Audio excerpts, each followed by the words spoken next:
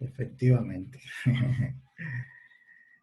Vamos a compartir pantalla inmediatamente, mis hermanos. Y saludamos de nuevo y bendecimos a todos los que se añaden, se van añadiendo a la clase que corresponde en esta noche.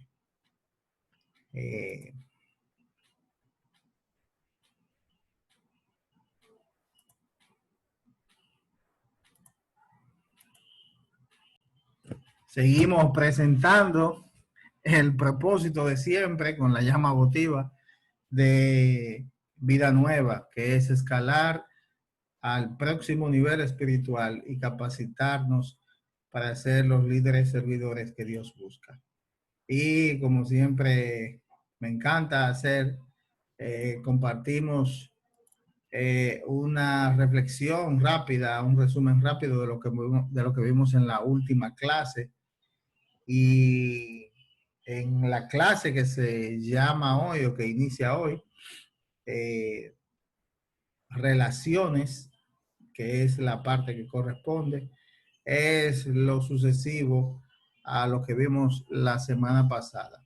Y como vimos esa semana, la pasada, cada uno ha tenido experiencias particulares en la vida en las que Dios nos ha expresado claramente su voluntad. Nos gozamos en escuchar el testimonio de Edward, el testimonio de Yosari, de cómo Dios ha obrado maravillosamente en algunas circunstancias de su vida.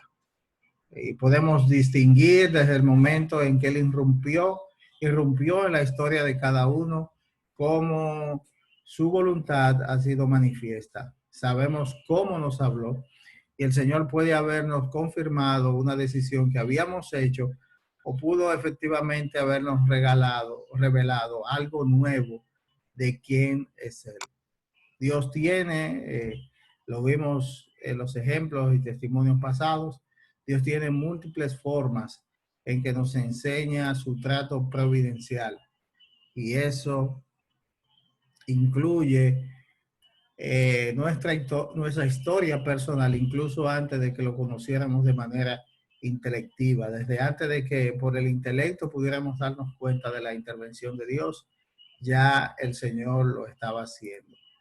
Y dedicamos en la clase pasada un momento para describir algún encuentro que tuvo alguno de nosotros, señales personales en que Dios nos hizo manifiesta su soberanía, su gracia, su grandeza, su propósito, su misericordia. Y esa fue, como sabemos, la clase de experiencias, la del mapa de nuestras vidas, la clase de la biografía donde cada uno debía plasmar los eventos principales de su vida.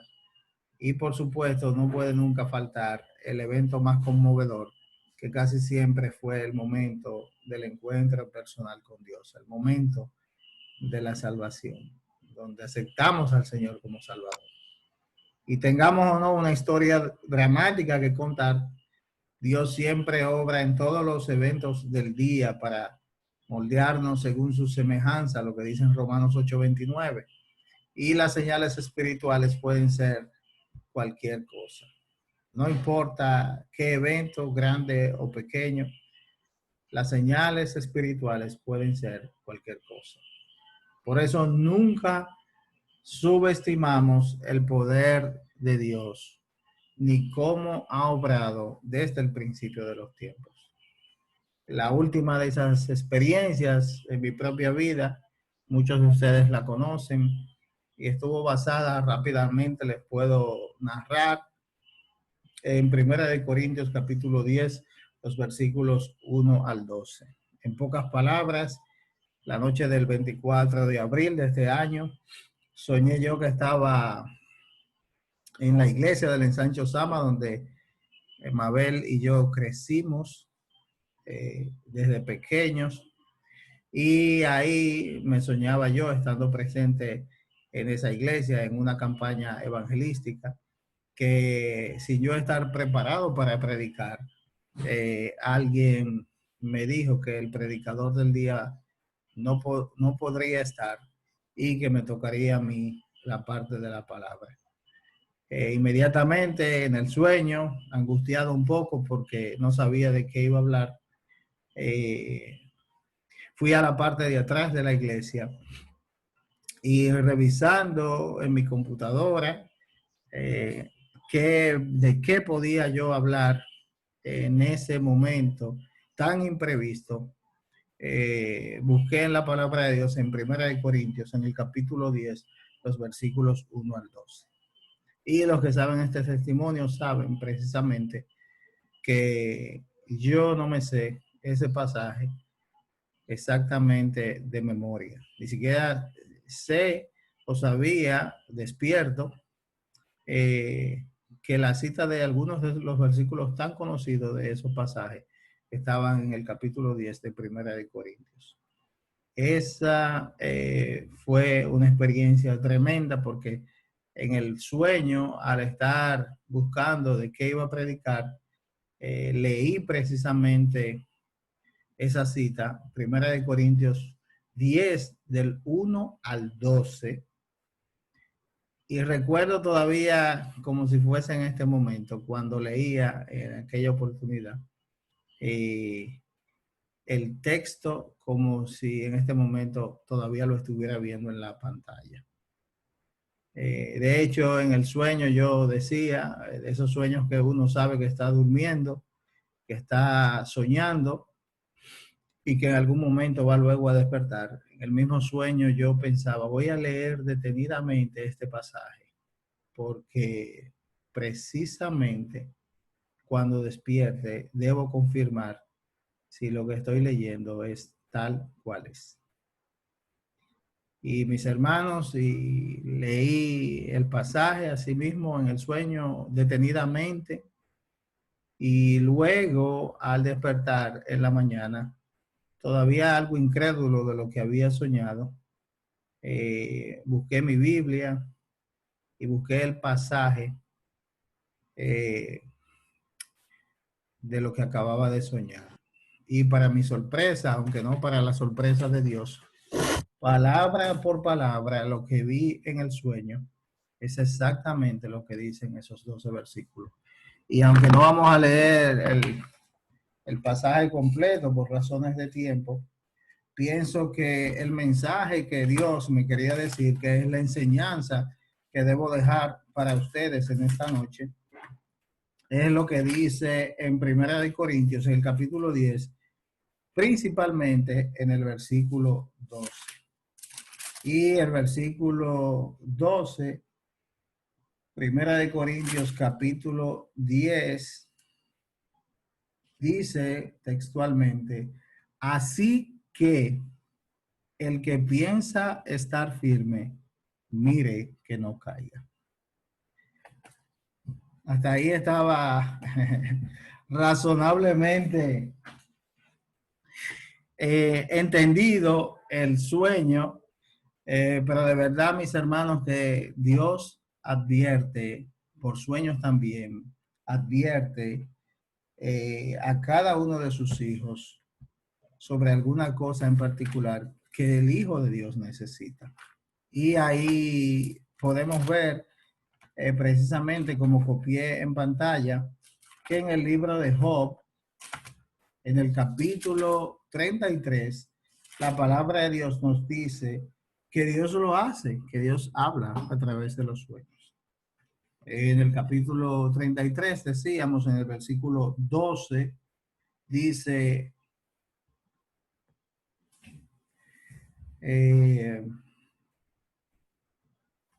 ¿por qué contiendes contra Dios? Porque Él no da cuenta de ninguna de sus razones. Sin embargo, en una o dos formas habla Dios, pero el hombre no entiende. Por sueño, en visión nocturna, cuando el sueño cae sobre los hombres, cuando se adormece sobre el lecho. Entonces ahí revela al oído de los hombres y le señala su consejo, para quitar al hombre de su obra y apartar del varón la soberbia.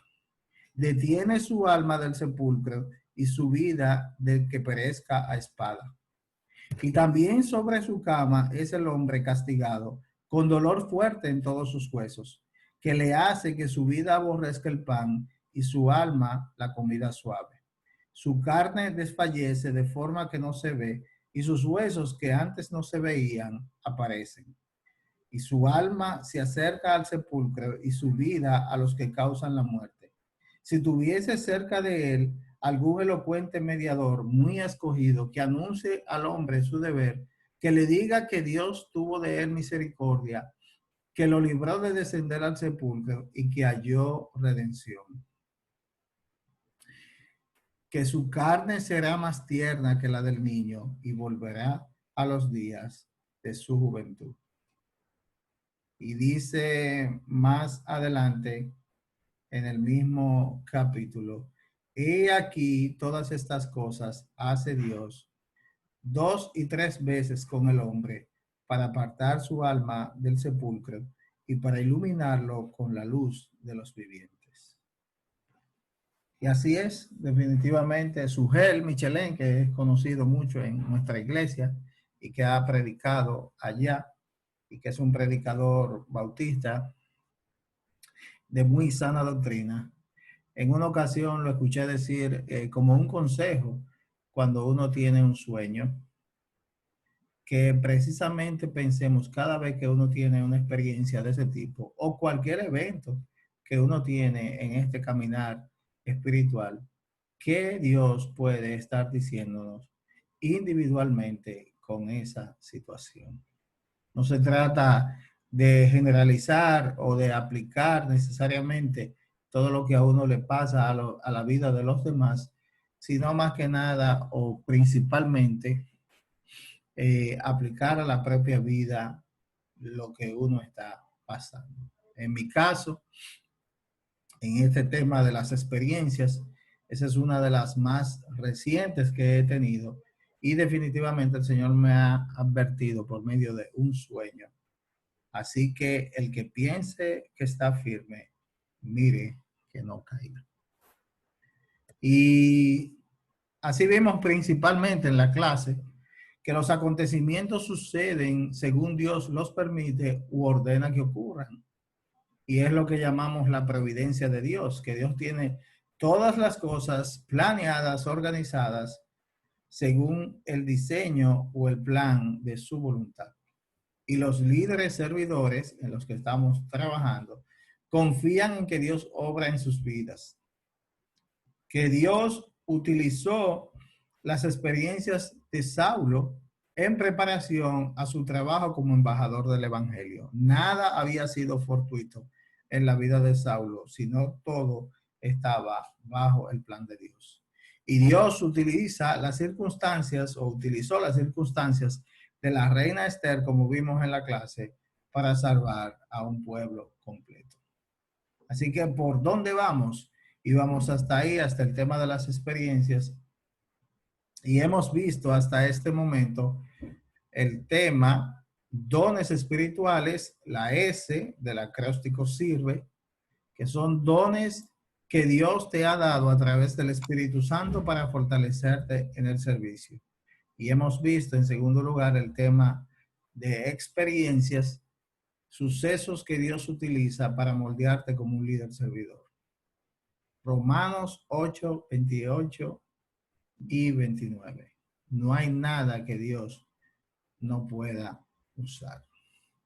Y les dejo con esta cita hasta este punto. No perdáis, pues, vuestra confianza que tiene grande galardón, porque es necesaria la paciencia para que, viendo hecha la voluntad de Dios, obtengáis la promesa. Porque aún un poquito, y el que ha de venir vendrá y no tardará. Mas el justo vivirá por fe. Lo que dice en Habacuc y que el apóstol Pablo menciona 2 veces más. Y si retrocediere, ese no agradará a mi alma. Mas nosotros no somos de los que retroceden para perdición, sino de los que tienen fe para preservación del alma. Hebreos capítulo 10, 35 y 39. Y yendo al tema hoy de las relaciones, nuestra manera natural, a veces por diseño y a veces trabajada, de relacionarnos con los demás, empezaremos a ver, quizás esto nos tome 2 o hasta 3 clases, los estilos para relacionarnos y vamos a completar además una encuesta. Vamos a examinar cómo el estilo de cada uno para relacionarse impacta el liderazgo. Vamos a observar los 4 tipos de estilos primarios de relacionarnos y vamos a estudiar los estilos en que se relacionaban 2 personajes bíblicos. Y aunque son 2 personajes bíblicos, en personalidad diametralmente opuestos, uno Pablo y uno Bernabé, vamos también a ver en el ejemplo de Jesús cómo él tenía rasgos particulares de los que tenía Pablo y también de los que tenía Bernabé. Jesús es el hombre completo. Y vamos a tomar como ejemplo, para empezar la clase, el ejemplo de Tomás, no Tomás el de la Biblia, sino uno que trabajó durante 25 años en IBM. Los más viejos nos recordamos que significan las siglas IBM, International Business Machine, y aquella compañía de computadoras. Y Tomás vio evolucionar la tecnología. IBM lo especializó en tecnología y administración y también en el planeamiento y administración de proyectos. A principios de los años 90 participó en el cambio radical de IBM cuando la compañía se dedicó a servir al consumidor. Y cuando dice así, lo que dice específicamente es que IBM se dedicaba a la fabricación de computadoras para uso para procesamiento de datos o gran procesamiento de datos en compañías. Y fue a partir de esos años, de los años 90, donde se cambió radicalmente el modelo y empezó lo que IBM denominó el personal computer, la computadora personal. Y Tomás estaba preparado en ese momento para dirigir cambios y buscar nuevas formas en servir a los clientes, esta vez clientes individuales. En 1986, Tomás había sido, todavía seguía siendo el presidente de los diáconos cuando llegó un pastor provisional nuevo a la iglesia. Y él y su esposa, Tomás, es un caso estudio que estamos tratando, aman a la iglesia y la han apoyado de muchas formas. A través de los años han servido juntos en distintos ministerios grandes en la iglesia y Tomás siente pasión por el Señor y su iglesia. Él es un líder servidor. Tiene él, Tomás, un temperamento que valora las altas normas. Y su conducta natural lo lleva, por supuesto, a desempeñar proyectos y mantener el orden. Cuando desarrolla un procedimiento, por ejemplo, él no trata de cambiar todo enseguida. Y algunos lo creen inflexible y dominante. Pero si una persona se dedica a conocerlo y a entender cómo se relaciona Tomás con los demás, ve en él un corazón deseoso de servir a Dios en la mejor forma posible. Ya vemos por dónde va la clase. Definitivamente conocer, analizar el temperamento de los demás, la forma de relacionarse de los demás y analizar el temperamento propio. Hace unos años, el pastor de Tomás le preguntó, mientras asistían a una conferencia juntos, si había considerado servir a Dios en una iglesia local.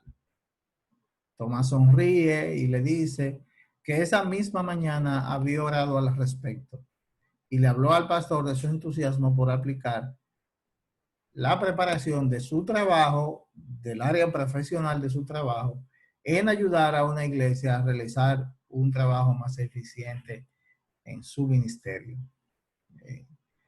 Y ahí tengo una nota recordando siempre al pastor Brito cómo exhibía a Tomás estas tres condiciones de conocimiento, inteligencia y sabiduría. Brito hacía en un mensaje pasado la diferenciación entre las tres cosas, lo cual me ha impactado siempre. Y es que el conocimiento, una persona con conocimiento, la primera excepción que podemos dar al término de conocimiento es estar apercibido de algo. Tengo conocimiento de esto, tengo conocimiento de aquello. Es sencillamente dar razón de estar apercibido de alguna cosa. Eso es básicamente conocimiento.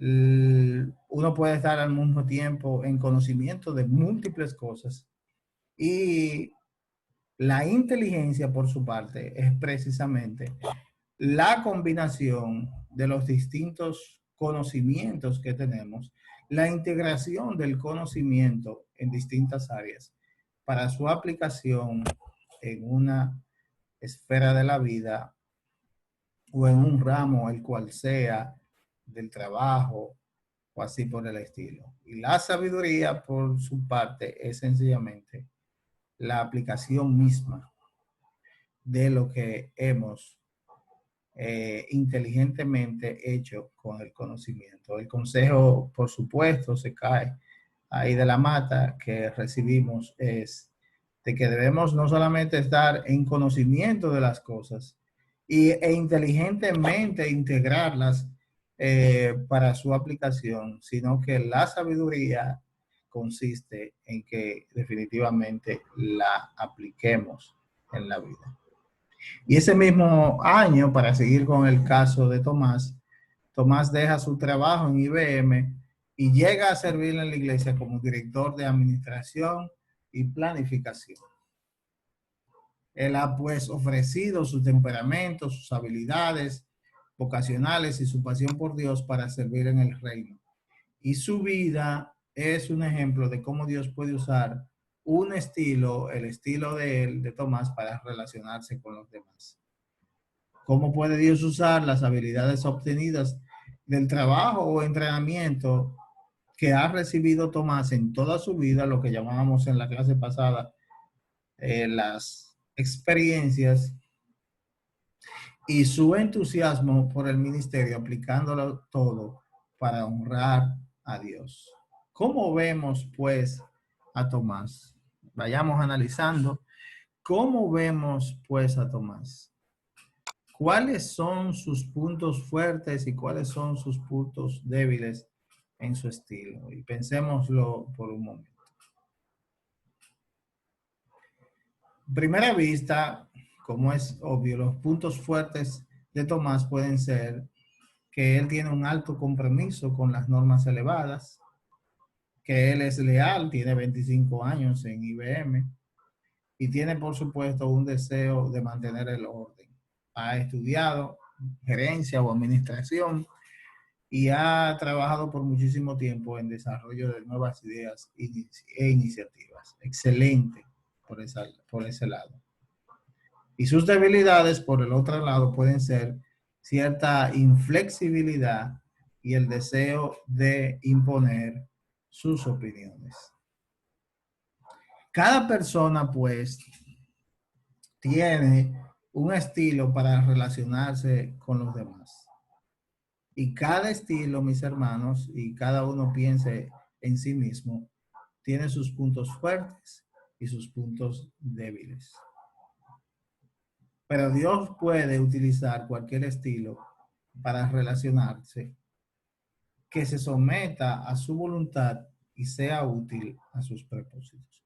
Cualquier estilo puede ser utilizado por Dios siempre que nos sometamos a su voluntad y que éste sea útil para sus propósitos. Tu estilo para relacionarte, hermano, es básico para saber qué tipo de líder serías.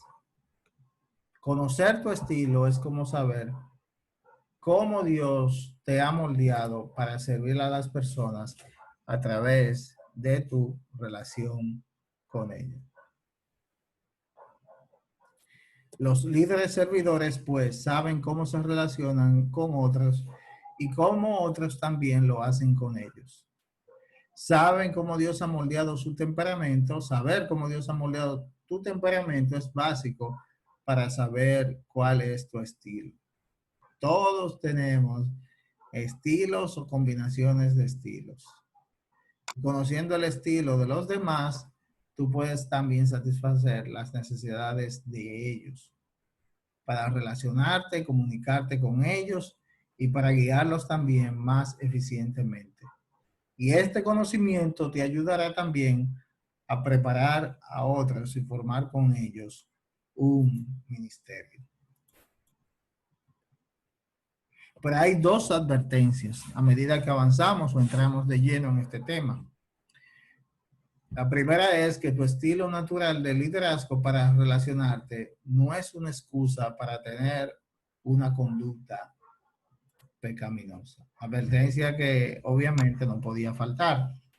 No es bíblico decir, yo soy una persona dominante y le paso a todo el mundo por encima, atropello a todos los demás. Y perdóneme, hermano, que yo sea así tan directo, tan difícil o que le haga daño. El Espíritu de Dios, todos debemos saber, equilibra el estilo natural de cada uno. Y el versículo de hoy que está, lo podemos buscar en 2 de Corintios, capítulo 12, versículo 9, dice precisamente, y yo la vi, y me ha dicho, bástate mi gracia, porque mi poder se perfecciona en la debilidad. Por tanto, de buena gana me gloriaré más bien en mis debilidades para que repose sobre mí el poder de Cristo. 2 de Corintios, capítulo 12, versículo 9. Lo dice el apóstol Pablo, que como vamos a ver, tenía un temperamento especialmente dominante. Y me ha dicho, bástate mi gracia porque mi poder se perfecciona en la debilidad. Por tanto, de buena gana me gloriaré más bien en mis debilidades, ¿verdad? Sí. Para que repose sobre mí el poder de Cristo. El versículo que acabamos de leer es el equilibrio de Dios para el temperamento autosuficiente de Pablo. El Señor permitió un aguijón en la carne de Pablo para enseñarle que no era tan fuerte como él pensaba. El apóstol descubrió el poder de Dios en su debilidad y aprendió a gloriarse en su debilidad y no en sus logros. La segunda advertencia que se nos hace es que descubrir el estilo natural para relacionarnos no determina cómo automáticamente nos vamos a relacionar o cómo nos vamos a conducir en cada relación y en cada situación. Dios te creó como un ser viviente, no como una máquina. Y todos podemos escoger un estilo natural, aunque no siempre eso determina tus elecciones. Marco Peña, el pastor de IBCJ que conocemos y que ha dado tantas charlas de pareja en nuestra iglesia y tiene tan buen vínculo y amor por la obra de Dios en Punta Cana, dice precisamente, o nos dijo en una ocasión, que aunque él naturalmente no tiene una personalidad empática, o no tenía, él hace su esfuerzo, ha hecho su esfuerzo para que Dios sea quien vaya moldeando su carácter y él pueda avanzar sobre algunos puntos débiles en los que viene trabajando desde hace mucho. No todo el mundo es simpático por naturaleza, pero cuando uno es precisamente medio odioso, para decirlo bonito, uno también puede permitir que el Señor trabaje en esa manera de ser. Dios te ayudará a entender tu labor de líder servidor mientras determinas los puntos fuertes y débiles de tu estilo. No siempre vamos a ser súper flemáticos o flemáticos en todas las situaciones. No siempre nos vamos a comportar de la misma forma en todas las situaciones. Y por supuesto que vamos a llegar aquí donde vamos a analizar por esta teoría de conducta que el libro en que estamos basando esta clase llama teoría de conducta DISC y que está basada sencillamente en los temperamentos que conocemos como colérico, sanguíneo, flemático y melancólico. Y vamos con eso a hacer un análisis, una introspección de cuáles rasgos de nuestra personalidad resaltan en estos que se citan aquí. El texto, el libro del liderazgo del servidor, le llama a colérico dominante, le llama influyente a sanguíneo, le llama sólido a flemático y le llama concienzudo a melancólico. Parecería como que está haciendo uso de algunos eufemismos para que algunas palabras que parecen fuertes ya, que su acepción parece despectiva, como por ejemplo es el flemático, ese tipo sí es flemático, se oigan más bonito. Pero vamos a ver cuáles son las condiciones que tiene cada personalidad. Y te pido que vayas analizando en tu persona cuáles de esas características pueden decir que te corresponden. Al final de la clase, como siempre hacemos, podemos permitir el comentario de algunos para que vayamos aprendiendo. Pero ¿cómo te consideras? ¿Te consideras enérgico, agresivo, directo, tenaz, atrevido, competitivo, arriesgado, argumentador, audaz, dirigente, cándido, independiente? ¿Te consideras vivaz, emotivo, animoso, compasivo, impulsivo, expresivo, hablador, divertido, espontáneo, optimista, alegre, entusiasta?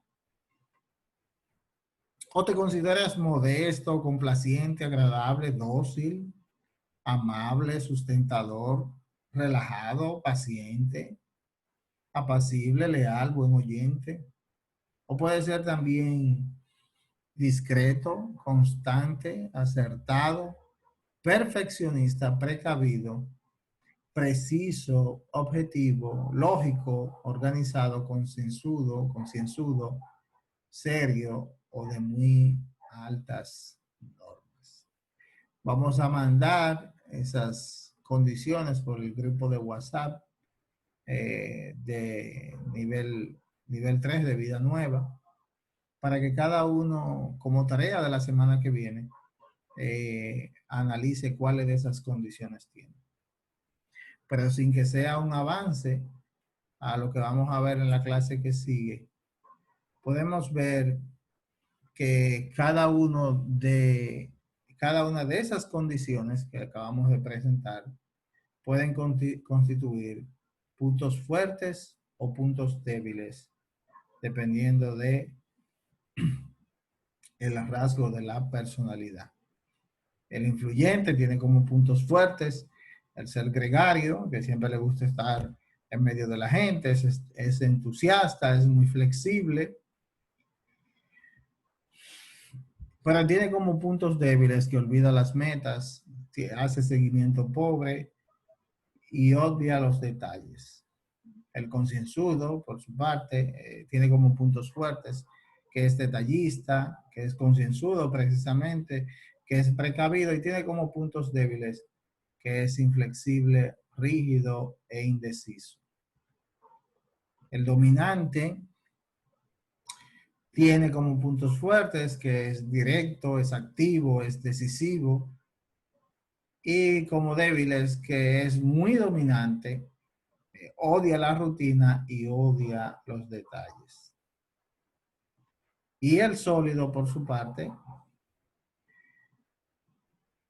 tiene como puntos fuertes que es cooperativo, es reflexivo, sustentador, y como débiles que no se enfrenta a nada, a nadie, huye a los conflictos, que detesta los cambios y es, sin embargo, muy comprometedor. Así que lo vamos a dejar hasta aquí y vamos a compartir por el grupo de WhatsApp estos mismos puntos. Pero vamos a reflexionar de aquí a la clase que viene en esta pregunta. ¿Qué relación hay entre el liderazgo del servidor y mi estilo para relacionarme? ¿Cómo yo concilio las pautas que he venido recibiendo de características de un líder servidor y mi estilo actual para yo relacionarme? E intencionalmente la clase dice que Dios creó una variedad de estilos, no porque alguno en particular sea el superior. Ninguno es más importante o necesario que los demás, sino porque definitivamente Dios puede utilizar, como vimos antes, a cualquier persona con sus características, con sus dones, con sus experiencias y ahora mismo con la forma en que se relaciona, lo puede usar para el servicio en el reino. Que el Señor nos ayude, mis hermanos, a seguir ahondando en el estudio, en el análisis de las cosas que Dios ha permitido en la vida de cada cual y cómo podemos moldearnos para ser el líder servidor que el Señor está buscando. Dios le bendiga y vamos a dar un tiempo de participación en la clase.